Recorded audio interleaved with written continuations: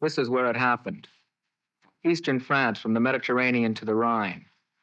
Rugged country where the people of the Maquis had long fought the Nazis. This is where we operated. We, being the OSS secret intelligence teams attached to the 7th Army in the drive up the Rhone Valley. But our film story starts here, in the town of Bourgoin, in August 1944, D+15.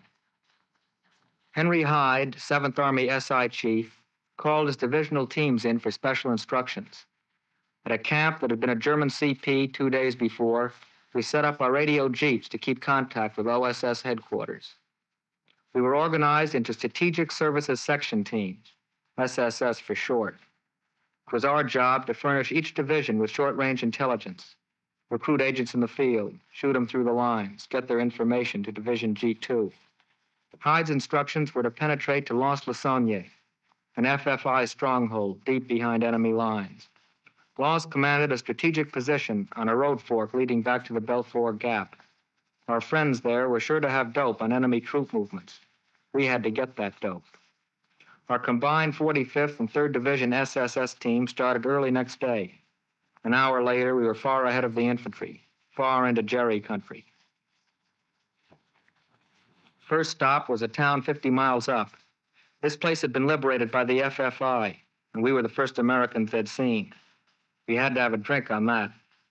Then the local FFI chief gave us a guide and telephoned ahead to Lons-le-Saunier to be expecting us. Up the road, an FFI unit questioned us. These men were firing first and apologizing later. The FFI had gotten our message and were waiting for us when we pulled into Lons late that night.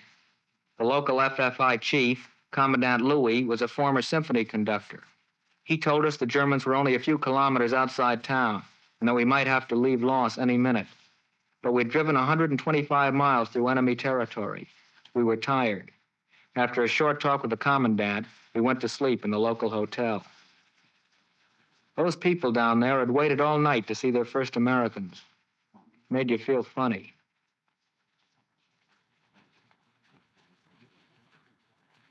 This is what happened when we tried to leave the hotel. Charles Boyer had nothing on us. Most of them wanted our autographs on the backs of pictures, snapshots of brothers and fathers and husbands held prisoner in Germany.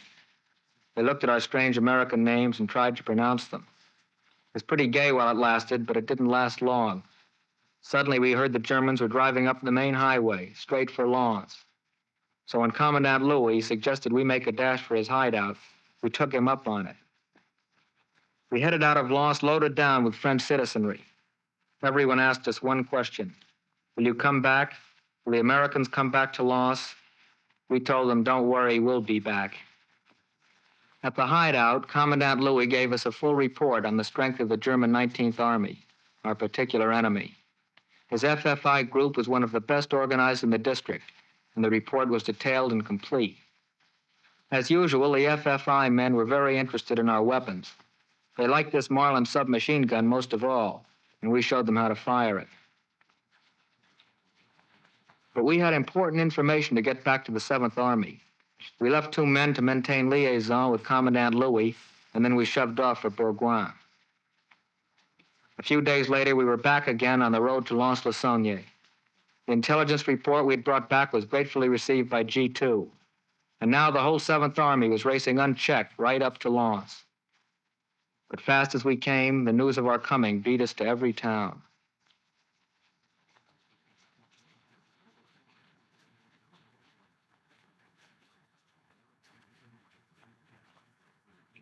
At Lons, we set up our CP right next to the 3rd Division G2.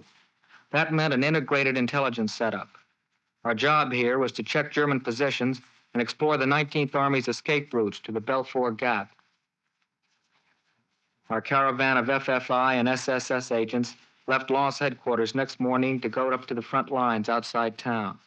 Their final orders were to penetrate all the way to Belfort itself, 100 miles north if possible. Up front, we stopped while the infantry moved up to attack.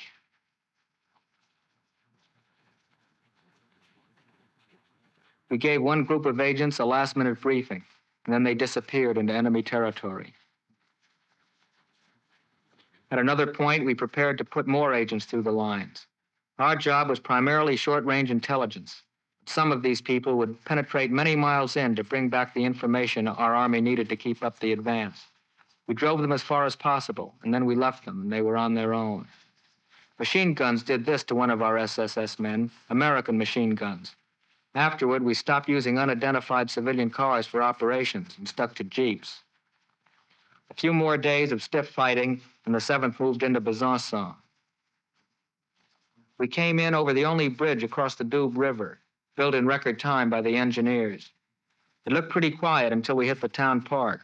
The Germans were still sniping there when we set up our new CP. But we had a job to do, more agents to shoot through the lines. With the local FFI chiefs, we lay plans for more missions. It was a lucky break when some experienced French Army officers volunteered to reconnoiter Nazi positions. We decided to shoot them through from the front-line town of Loulon. At Loulon, we met the FFI contact man who was going to lead our agents through the lines. Then we said goodbye. The goodbyes were always casual, undramatic. You would have thought these men were off on a picnic, not an intelligence mission. The mayor of Loulon turned out to be a great help. He forged the documents and credentials our agents needed to operate behind the lines. Our field photo cameraman made the identification pictures, and the mayor did the rest.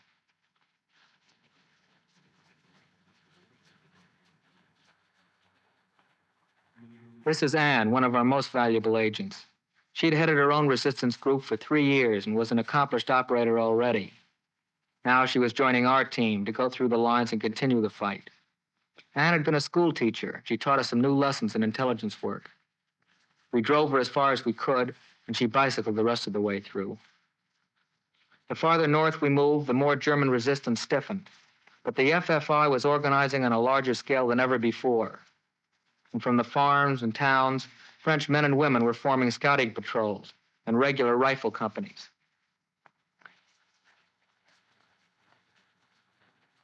They gave us a motorcycle escort moving up to Dompierre. The Allied lines had moved north, and once again we were setting up a CP 1 pace ahead of the doughboys. We picked one of our best men for a job here. He was Maurice, who'd done great work for us already. Now we gave him tote credentials, briefed him, and sent him bicycling off through the German lines a few hundred yards away. Later, he got a job interpreting with the German 19th Army and sent back many valuable reports.